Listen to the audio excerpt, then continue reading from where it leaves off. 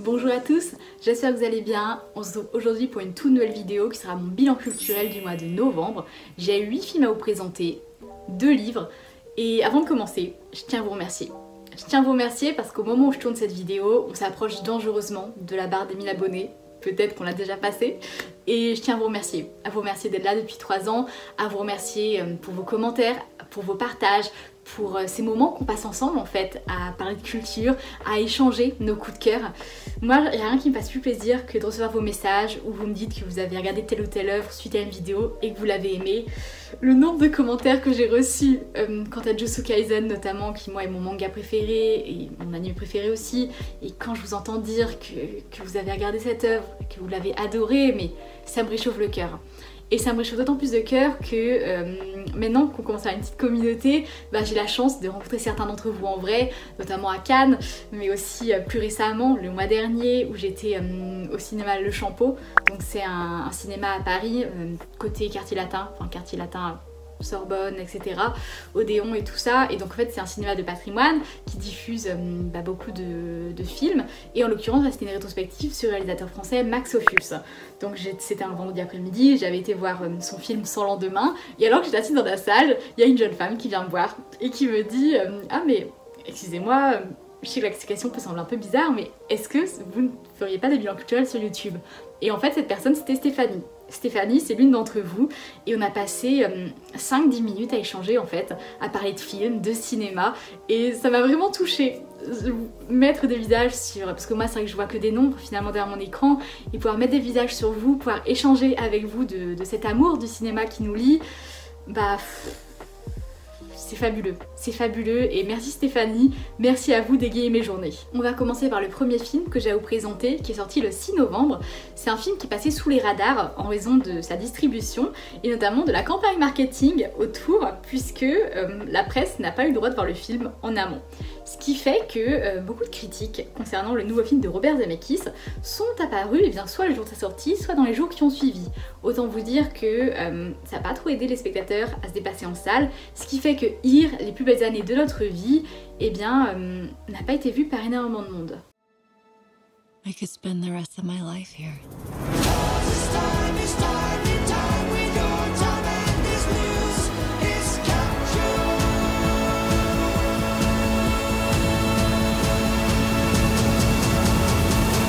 This was our home. We lived here. Ir, c'est l'histoire d'un endroit, c'est l'histoire d'un lieu. Ir, ça veut dire ici en anglais, et effectivement, c'est cet endroit, cette maison qui a évolué au fil des siècles. Et donc, dans ce film, Robert Zemeckis superpose les années les unes sur les autres. C'est-à-dire qu'on va suivre à travers les siècles en fait, les familles, les couples qui ont vécu dans cette maison.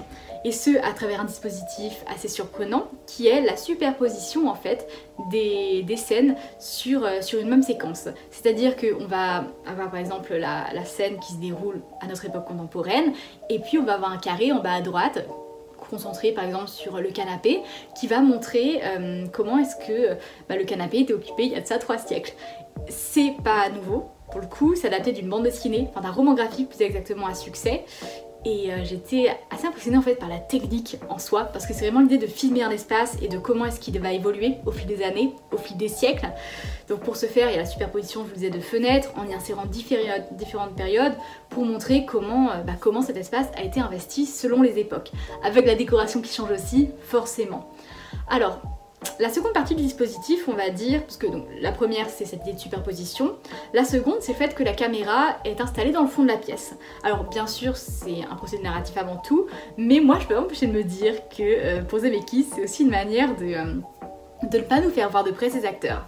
Parce que vous l'avez compris, on les suit sur plusieurs périodes, en se concentrant plus principalement sur le couple porté par Tom Hanks, ce qui fait donc ce couple, on le voit évoluer au fil des années physiquement, notamment avec l'usage de l'intelligence artificielle pour rajeunir et ou vieillir les acteurs, et qu'on se le dise, le résultat il est réussi mais seulement de loin. Ça fonctionne quand on les voit de loin, parce qu'en fait dès que les personnages vont s'approcher de l'écran, on va voir que leurs visages sont trop lisses, trop parfaits, qu'il n'y a pas d'imperfection, et donc ça peut se susciter ce sentiment de gêne, vous savez, parce qu'ils sont trop parfaits pour être réalistes. Here, c'est avant tout un film sur une thématique universelle, une thématique qui nous touche tous et toutes, le temps qui passe. Comment est-ce que le temps passe et comment il affecte chacun? Comment est-ce qu'il affecte physiquement, la maladie, les enfants qui grandissent, et puis mentalement. Notamment l'amour qui va venir se détériorer, qui va se transformer en habitude, etc. Je me décale, ça sera mieux pour pouvoir insérer les affiches sur le côté, et là on s'attaque à un film. Mais alors lui, par contre, quel bruit il a fait! Et c'est mérité, d'autant que les premières nominations pour la cérémonie de récompense apparaissent, et Coralie Farja et son film The Substance, eh bien, sont présents dans de nombreuses catégories. Le film est sorti chez nous le 6 novembre. Have you ever dreamt of a better version of yourself? Younger, more beautiful, more perfect. One single injection will release another version of yourself. This is The Substance. The Substance, c'est l'histoire d'Elizabeth Sparkle, qui est une star d'Hollywood, voilà, qui a connu son heure de gloire, mais dont la carrière s'est effritée au fil des années. Faut qu'on se dise, hein, dans le showbiz, les femmes durent moins longtemps que les hommes. Les femmes sont périssables, voilà, contrairement aux hommes qui eux peuvent durer plus longtemps. Et c'est à ce moment-là qu'intervient une mystérieuse substance qu'on lui propose de tester. Ce Substance, donc, qui en fait va générer un double d'elle-même, une version plus jeune. Une version plus jeune, plus belle forcément. Et donc cette version, ce double plus jeune, elle va l'appeler Sue. Sue qui va partir à la conquête d'Hollywood. Il y a une seule règle à respecter avec la substance, c'est que Elizabeth doit rester dans son corps âgé pendant 7 jours et dans son corps jeune, dans son double plus jeune, 7 jours. Cette règle doit être tenue, elle doit être maintenue, il ne faut pas l'outrepasser. Mais vous en doutez, notre héroïne ne va pas du tout suivre ses consignes. Ce Substance, c'est une histoire pop, c'est du cinéma d'horreur féministe en fait, et j'adore ça. J'adore ça. Alors la thématique traitée dans The Substance, hein, elle est évidente, mais je pense qu'une piqûre de rappel en fait là-dessus, sur la péremption des femmes à Hollywood, même si la thématique, moi, me saute aux yeux, elle me semble évidente, la métaphore me semble évidente, c'est nécessaire pour une partie du public, parce que l'agisme, c'est un vrai problème pour les femmes dans le show business, quel que soit le milieu, hein, que ce soit le cinéma, le théâtre, la chanson, et vous constaterez, et visuellement à l'écran, mais en fait, de façon générale, dans les études qui sont réalisées, les femmes dans le milieu du spectacle durent beaucoup moins longtemps que les hommes. Et donc Coralie Farja, elle passe par la métaphore du cinéma d'horreur, par cette idée d'une version plus jeune et une version plus âgée qui vont essayer de cohabiter, mais ça va pas fonctionner forcément parce que Elizabeth, elle se plaît à retrouver son succès d'antan dans sa version Sue, et très rapidement elle va passer de plus en plus de temps dans le corps de Sue, ce qui va détériorer en parallèle son corps original, son corps âgé, jusqu'à devenir une véritable créature monstrueuse. On peut y voir plein de métaphores là-dedans, la métaphore, je vous disais, de l'agisme, de la chirurgie esthétique aussi, d'à quel point, parce que, bon, évidemment, la seringue, ce n'est pas sans rappeler des opérations de chirurgie esthétique, et comment est-ce qu'elles peuvent détériorer un corps et finalement le détruire plus que prévu. En tout cas, Coralie Farja, elle n'y va pas de main morte, voilà, elle nous jette cette métaphore au visage qui est criarde, clairement, mais en même temps ça permet de faire comprendre son message à une grande partie du public qui ne l'aurait peut-être pas saisi de base. D'autant que Coralie Farja met en parallèle en fait ces deux personnages, donc Demi Moore dans la peau de Elizabeth Sparkle et Margaret Qualley dans la peau de Sue, son double. Elle les met en parallèle pour montrer à quel point dans une même situation, le comportement des gens va changer à leur égard selon qu'elle soit dans son corps jeune ou âgé. Après, mon grand reproche, et je pense que vous l'avez compris au vu de la façon dont j'évoque la métaphore, c'est que Coralie Farja, elle la pousse à outrance en fait. Et c'est notamment le cas dans le dernier acte du film, l'ultime acte du film, qui se termine en bain de sang et qui fait définitivement basculer le film dans un film de monstre. Et ce qui justifie d'ailleurs son interdiction aux moins de 16 ans. Est-ce qu'il y a besoin d'aller aussi loin pour comprendre la métaphore? J'en suis pas certaine. Il n'empêche que moi j'avais vu à Cannes et je me souviens encore des fous rires dans la salle lors de la scène finale, et que c'est un film que je pense qu'il est nécessaire de vivre en compagnie d'autres spectateurs, parce que ce moment de fou rire devant Substance, il est inoubliable. Alors là on change totalement de registre et on va dans le marivaudage, dans l'amour, dans le hasard, dans le cinéma d'Emmanuel Mouret, en fin de compte, qui incarne le marivaudage mieux que personne, avec son nouveau film 3 amis, sorti le 6 novembre. T'as plus envie de... Enfin, je veux dire, plus jamais envie de faire l'amour avec moi. Alors moi, s'il faut te dire la vérité, j'ai jamais été amoureuse d'Eric. C'est vraiment mon ami. Et toi, mon cœur? Il croit que je l'aime exactement comme lui-même. On dîne ensemble demain soir, t'as pas oublié? Mais non, demain je peux pas. Rebecca vient pas? Ah non, tu vois encore Monsieur X. Monsieur X. Je l'appelle comme ça parce qu'il est marié.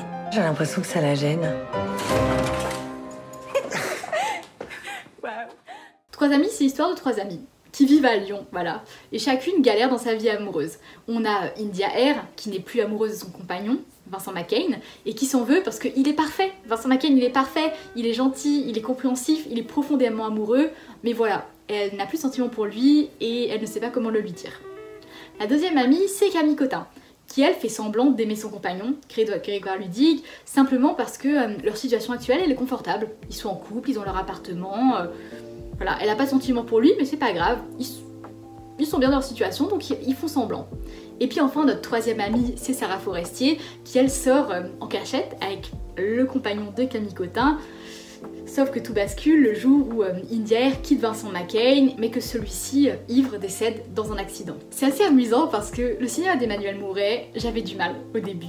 Ces histoires de marivaudage qui traitent du sentiment amoureux avec autant d'humour que de mélancolie, bah ça me parlait pas en fait. C'est-à-dire que je voyais les qualités des films, objectivement, mais ça ne me parlait pas, je passais à côté.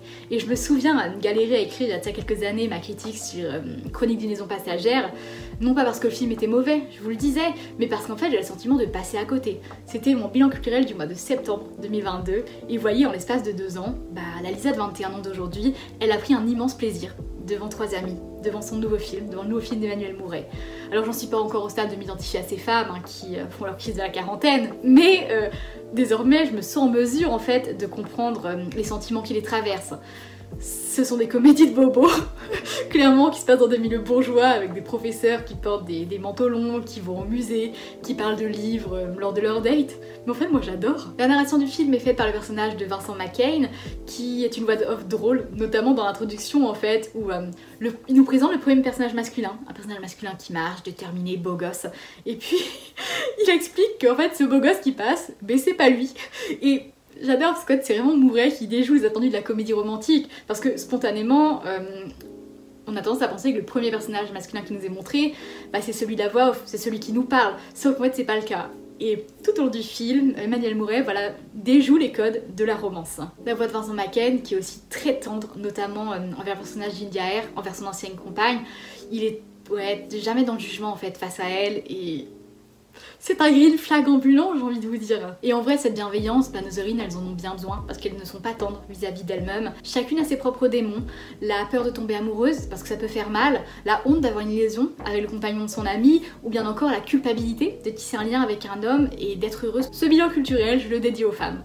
Et là, on s'attaque à un film espagnol, en l'occurrence, qui prend place dans les années 90, à la fin des années 90, lorsque le premier MeToo dans le milieu politique espagnol éclate. C'est l'affaire Nevenka, sortie chez nous le 6 novembre. Tienes toda mi confianza y mi amistad. Es que no puedo ocultártelo más. Siento algo muy fuerte por ti. Mi negativa provocó su acoso. Comentarios verbales, notas. ¿Y los demás? A última hora se han rajado. ¿Te lo puedes creer? Vamos, que estoy estorbando. ¿Ya vas a montar el numerito? Qué tonta eres, que inmadura. Déjate de estupidez. Que eres una amarga. ¿Tú qué es lo que quieres? Me meto una caja de pastillas. Nous sommes à la fin des années 90. Nevenka Fernandez est élue à 25 ans conseillère municipale auprès du maire de Ponferrada, Ismael Alvarez. C'est le début d'une descente aux enfers pour Nevenka qui est manipulée et harcelée pendant des mois par le maire de la ville. Et vous en doutez, au vu de sa popularité, personne ne la croit. Parce que Ismael, il est aimé des foules et les gens peinent à comprendre qu'un homme pareil puisse faire du mal à sa conseillère. Pour sortir, Nevenka va décider de dénoncer ses agissements et de lui intenter un procès. L'affaire Nevenka retrace l'intégralité de l'affaire, de la rencontre de Nevenka avec Ismael jusqu'à la fin du procès. Et c'est justement dans ses débuts que je trouve que le film est intelligent, que je le trouve le plus réussi, puisque il nous présente Ismael comme un homme aimé du peuple. Comme un homme qui baigne dans la foule, ben on le présente d'ailleurs lors d'un bain de foule en fait, où les habitants lui offrent des présents. On sent aussi qu'il a le bras long et on comprend qu'il peut en jouer à tout moment contre notre héroïne. Mais on comprend surtout qu'il est chéri par ses citoyens. C'est un bon politique, certes, mais en fait c'est un homme exécrable. Et encore une fois, bah, c'est important de rappeler que non, c'est pas parce qu'un homme est doué qu'il n'est pas pour autant une bonne personne. Mais bon, on a assez parlé des hommes, l'affaire Nevenka c'est avant tout l'histoire d'une femme, et là je tire mon chapeau à Mireia Oriol qui joue Nevenka en fait. Parce que Nevenka en elle-même est une femme exceptionnelle. C'est une femme qui trouve la force de lancer dans ce procès. Elle est la première à le faire en fait, en tout cas à le faire au grand jour, je veux dire, à le faire devant la presse, à le faire à l'échelle nationale. Et on sent donc voilà son courage, mais on sent aussi sa culpabilité, le sentiment d'être fautive.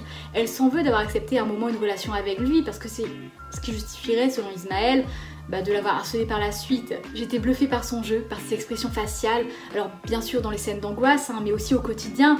Par exemple ce moment où elle cède aux avances d'Ismaël et le laisse l'embrasser, et juste après ça, elle lève presque les yeux au ciel en souriant en fait, avant de lui rendre son baiser.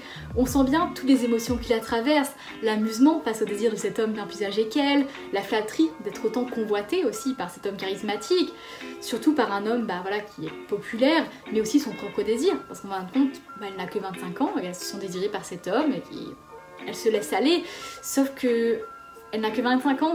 Et c'est bien ça le problème, parce qu'Ismaël il va s'en servir beaucoup pour la manipuler. Il va adopter une attitude paternaliste vis-à-vis d'elle, en prétextant qu'elle est jeune, qu'elle ne sait pas ce qui est bon pour elle, mais que lui le sait. Il va aussi, montrer une facette plus perverse de sa personne, notamment en profitant de sa jeunesse pour l'humilier en public. L'affaire Nevenka, c'est un film que je considère comme important, parce que c'est l'histoire d'une femme qui défie un homme au pouvoir, un homme aimé, alors qu'elle est la victime. Et c'est pourtant elle qu'on va venir traîner dans la boue, qu'on va accuser de ne pas être partie plus tôt. Pourquoi est-ce qu'elle l'accuse alors qu'elle a une relation avec lui? En 2023, on disait que le film pour meufs, c'était Barbie. C'était un film où on avait des femmes qui chantaient, vêtues de belles robes, qui s'émancipaient dans un univers rose poudré. La vérité, c'est que le vrai film pour Nana, il est sorti le 13 novembre. Et on y suit des beaux gosses torse nus qui se battent dans une arène. C'est Gladiator 2 de Ridley Scott. Most fighters won't survive. You must help him.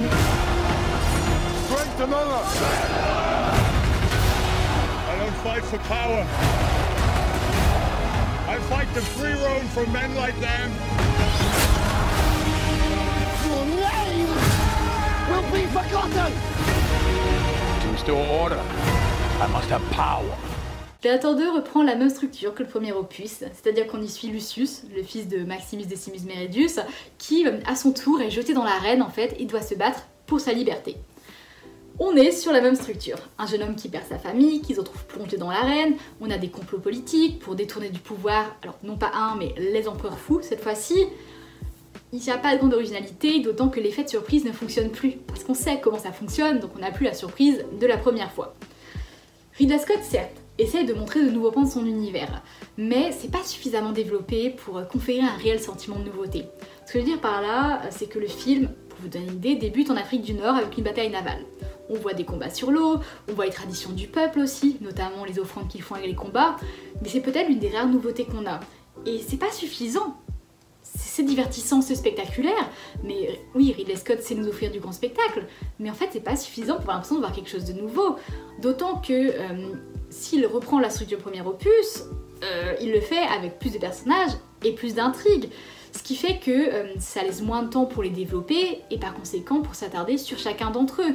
Ce qui est dommage, parce qu'il y a certains personnages qui avaient de forts potentiels, mais ils ont été abandonnés trop tôt dans l'intrigue, ce qui fait que l'émotion empathie.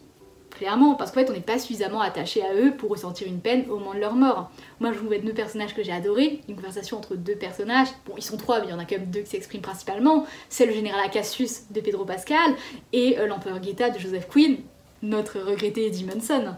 I require no games in my honor. Serving the Senate and the people of Rome is honor enough for me. You are too modest, Acacius. Does not suit a general as accomplished as yourself. The glory is yours, not mine.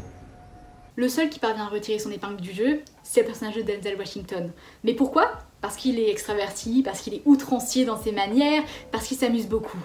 Mais aussi parce que son personnage bénéficie d'une intrigue centrale dans le récit, une intrigue de jeu de pouvoir qu'il orchestre de A à Z. Et par conséquent, c'est aussi celui qui est le plus présent. Alors oui, forcément c'est celui qui ressort, mais pourquoi? Parce que dans le scénario, c'est simplement celui qui a la plus grande place. Alerte coup de cœur! On va parler d'un film, mais mon dieu, qui m'a emporté, vraiment, qui m'a ému aux larmes, qui est sorti chez nous le 20 novembre. C'est un film d'animation qui fait moins d'1h30. Le tout nouveau film, le tout nouveau conte de Michel Hazanavicius, La plus précieuse des marchandises.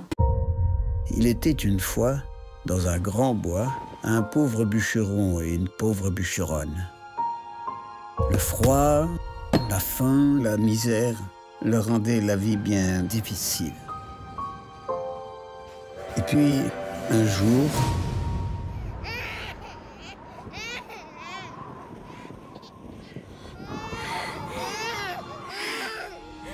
Pauvre bûcheronne est déterminée à le protéger coûte que coûte. Cette petite marchandise, comme elle l'appelle, qui va bouleverser sa vie et celle de son mari, sauf que son mari n'est pas forcément d'accord. Parce que selon lui, il appartient à une espèce dangereuse, l'espèce des sans-cœurs. Ce train dont a jeté l'enfant, ce ne sont pas des trains de marchandises, comme le pense notre couple de protagonistes, mais des trains qui mènent aux confrontations. Bon, déjà le sujet est difficile, hein, mais le fait de l'aborder par le prisme du film d'animation, par le prisme du conte, parce que le film est tragique, parce que la mort est omniprésente, mais en tout cas ça le rend plus facile à regarder. Et je pense notamment à cette séquence qui, moi, m'a... Waouh, juste waouh. Je trouve difficilement les mots pour parler de ce film, parce que ça a été un tel tourbillon d'émotions en le voyant. La douceur, la tendresse forcément face au comportement de ce couple vis-à-vis du bébé, le comportement des gens de façon générale, la méfiance, mais aussi la tendresse en voyant cette enfant, simplement aussi mignonne qu'elle est, qui pourtant est soi-disant censée représenter une grande menace, mais qui en réalité est juste l'enfant d'un couple de juifs qu'elle est au camp de la mort et que son père a jeté par la fenêtre parce qu'il avait peur, il se doutait de ce qu'il allait advenir et il voulait la sauver. Et on a cette séquence, j'allais vous en parler avant de me laisser emporter par mes émotions, mais on a cette séquence d'un oiseau qui traverse la forêt et qui se retrouve dans le camp de concentration en fait. Et on va visiter le camp auprès de cet oiseau, avec lui en fait, dans le ciel. Il va se poser sur un toit et on va voir la fumée sortir des cheminées. Il va passer devant les fenêtres, on va voir ces prisonniers maigres, affamés, et puis il va finir sa course en se posant sur un tas. Un tas, je sais plus si ce sont des vêtements ou des chaussures. Je ne sais plus, je te sens, moi c'était 1h20 mais tellement intense émotionnellement que j'ai plein de choses qui me viennent à l'esprit en même temps, tellement de choses qui m'échappent, qui sont submergées par les émotions que j'ai ressenties à ce moment-là. En tout cas, je sais qu'il atterrit sur un tas, comme je vous dis, je sais plus si c'est des chaussures ou des bottes, enfin des bottes ou bien des pyjamas, mais ça m'a brisé le cœur quoi. Et à chaque fois, plus on avançait dans le film, plus je me disais mais c'est pas possible que le film soit encore plus excellent qu'il ne l'est déjà. On souffle et on va changer de registre en partant du côté de la comédie, avec un sujet qui est quand même dur, mais qui est traité avec humour ici, la question du déterminisme social. Le fait que tu peux être doué, mais selon où tu es né, selon ton milieu social, selon ton environnement, eh bien ça va changer totalement ce que tu vas devenir. Ici, on nous présente un travers de frères qui ont été séparés, qui ont grandi l'un éloigné de l'autre, qui ont un même goût pour la musique. Sauf que voilà, l'un, parce qu'il a grandi dans un milieu bourgeois, est devenu chef d'orchestre à la renommée internationale, et le second, parce qu'il a grandi dans une famille plus modeste, dans un milieu plus populaire, eh bien est cantinier. Et lors de ses temps de repos, eh bien il joue dans l'harmonie, dans la fanfare de son petit village du Nord. Ce film, c'est En fanfare, d'Emmanuel Courcol, sorti le 27 novembre. Le mec qui débarque avec sa gueule de premier de la classe, n'a rien à voir lui et moi. J'essaie de comprendre pourquoi moi je suis ici et lui là-bas alors qu'on aurait pu être réunis. Si tu savais ce que j'ai pu y penser à ce garçon pendant des années. Si on vous avait confié à moi, je vous aurais gardés tous les deux. Quelle chance de vous avoir trouvé. Ah, ça c'est sûr, il a de la chance lui, hein. Pour la moelle, ça a marché. Par contre...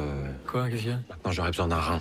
Alors je me suis dit, comme t'es compatible, si tu pouvais me mettre un poumon avec. Thibaut, Jimmy.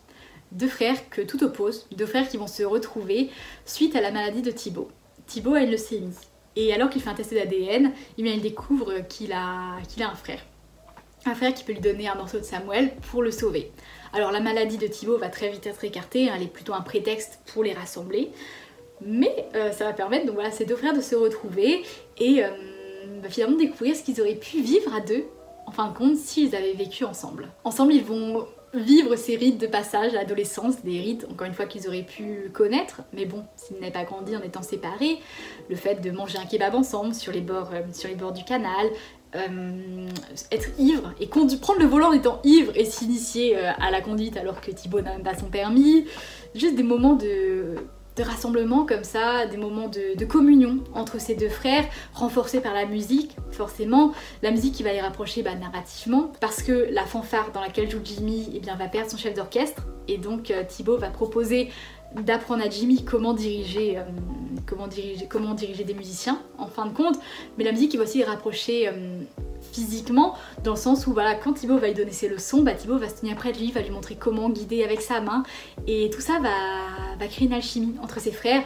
une alchimie qui est d'autant plus forte que la cohésion, la fusion entre Benjamin Laverne et Pierre Lautin, deux interprètes, est assez exceptionnelle. J'ai été impressionnée par leur lien, en fait, par le lien qui les unit, et d'un côté dans Benjamin Laverne avec sa tête de pourri de la classe, qui est avec un humour pince sans rire, vous voyez, qui est très efficace d'ailleurs face à Pierre Lautin, donc notre tu l'a dit national, qui lui justement est là avec son phrasé assez reconnaissable, ses phrases qui sont mangées, avec son accent aussi reconnaissable.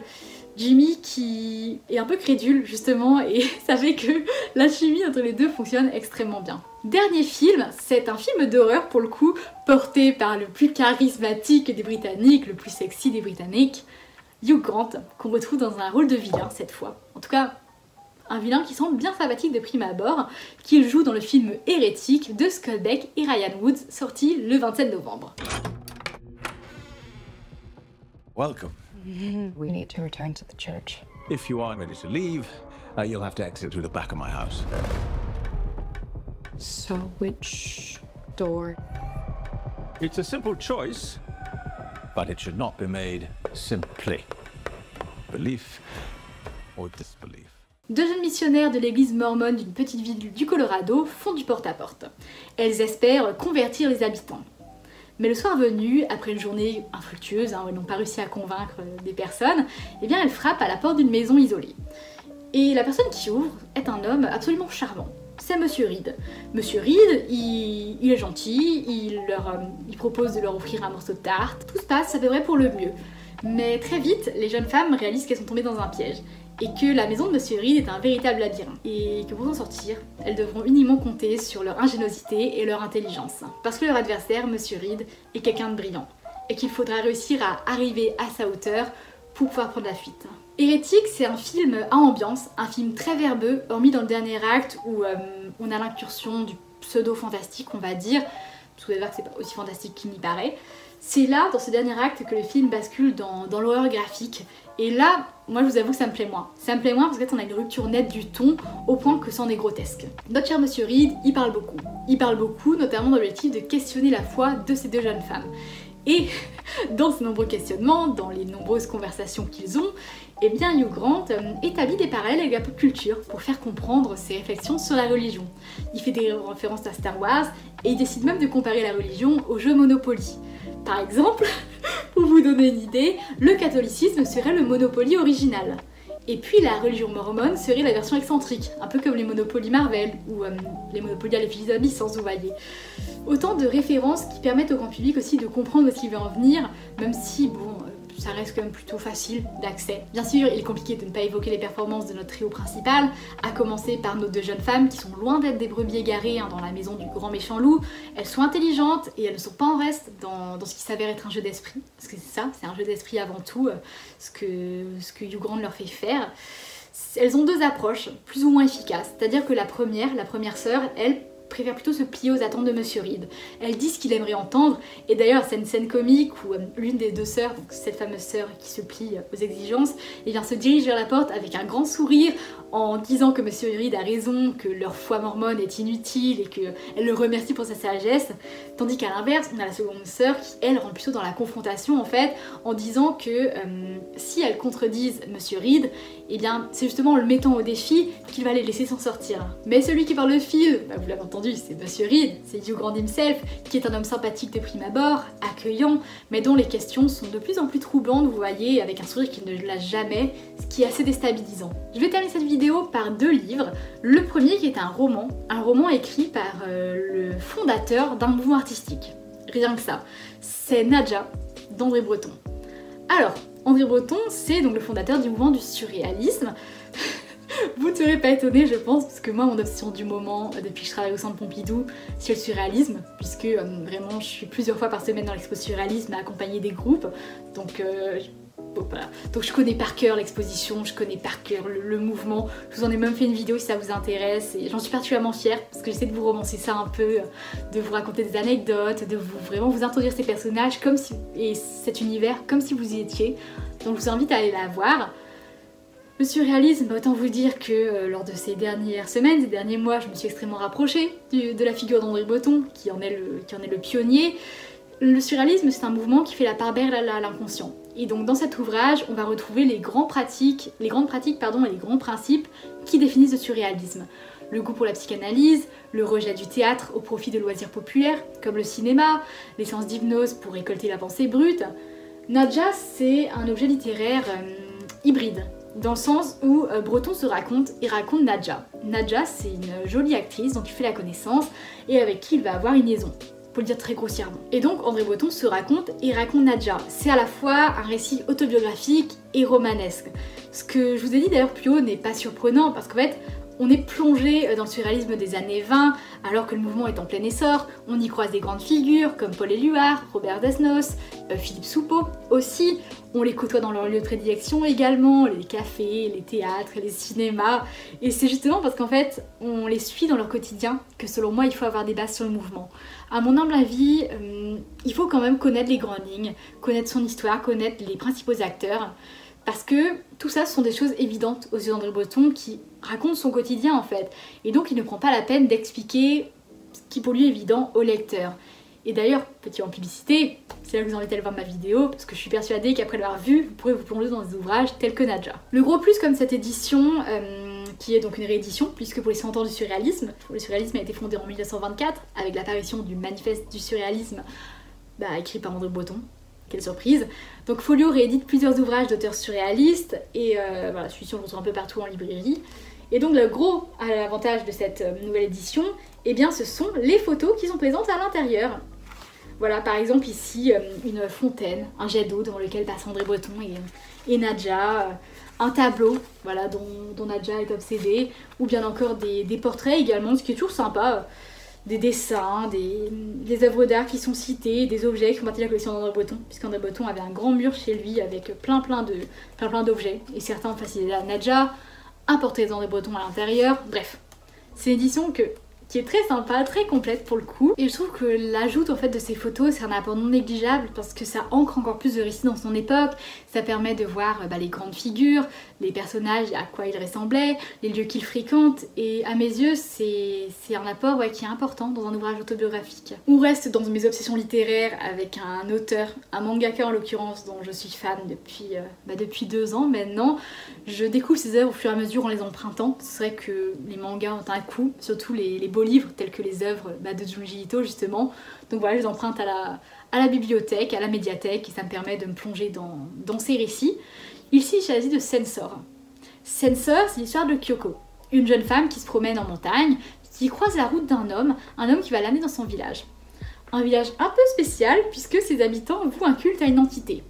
Tous les habitants sont persuadés que Kyoko est la personne qui apportera le bonheur ultime au village. Kyoko survit à un drame qui a eu lieu dans ce village, un drame de nature surnaturelle, sauf qu'à la suite de ce drame, elle ne semble plus être la même. On retrouve dans Sensor les grandes obsessions de Junji Ito donc, qui est le maître de l'horreur à la japonaise. Ces grands thèmes tels que l'obsession maladive qui conduit à sa propre perte. Dans Spirale, c'est l'obsession de la forme de la spirale. Dans Tomie, c'est l'obsession de cette jeune femme magnifique qu'est Tomie. Et dans Sensor, c'est l'obsession pour Kyoko, pour cette jeune femme et ses sublimes cheveux blonds. Alors, et comme ça je vous montre des illustrations en même temps, Sensor, c'est un ouvrage qui appartient à un mouvement littéraire que j'ai découvert grâce à ça, le mouvement littéraire du cosmicisme. Voilà, j'ai mes notes en dessous, c'est pour ça. C'est un mouvement qui a été lancé par Lovecraft et ce sont des histoires qui traitent de l'insignifiance de l'homme. L'insignifiance de l'homme face à l'immensité du cosmos, vous voyez. Et qu'on le dise, moi, ce sont vraiment des thématiques qui ne me parlent pas. Vraiment, ce ne sont pas des thématiques qui... Je dirais pas jusqu'à dire qu'elles ne m'intéressent pas, mais je dirais que j'ai ce sentiment de passer à côté en fait. Et de façon plus générale, moi j'ai du mal à éprouver de l'intérêt pour la science-fiction, hormis pour les space opéras, à la Gardien des Galaxies ou bien à la Star Wars. Mais c'est vrai que la question de la conquête spatiale, les formes de vie, ou bien d'une puissance qui dépasserait l'entendement, moi je n'accroche pas. Et je ne parviens donc pas à être impliquée dans le récit. Ce qui fait qu'en lisant Censor, j'ai pas ressenti l'étourdissement que j'étais supposée avoir. Donc oui, moi j'admets mes propres limites, je suis passée à côté de ma lecture. C'est tout pour cette vidéo, j'espère qu'elle vous a plu. N'hésitez pas à mettre en commentaire, vous, les films que vous avez découverts, vos lectures, vos découvertes séries, voire même découvertes autres, que ce soit la musique, le spectacle, c'est vrai que j'en parle pas, mais c'est aussi tout un pan de la vie culturelle. Et moi ça m'intéresse d'avoir vos recommandations, ou à l'inverse que vous n'avez pas aimé. Sur ce, je vous dis à la prochaine.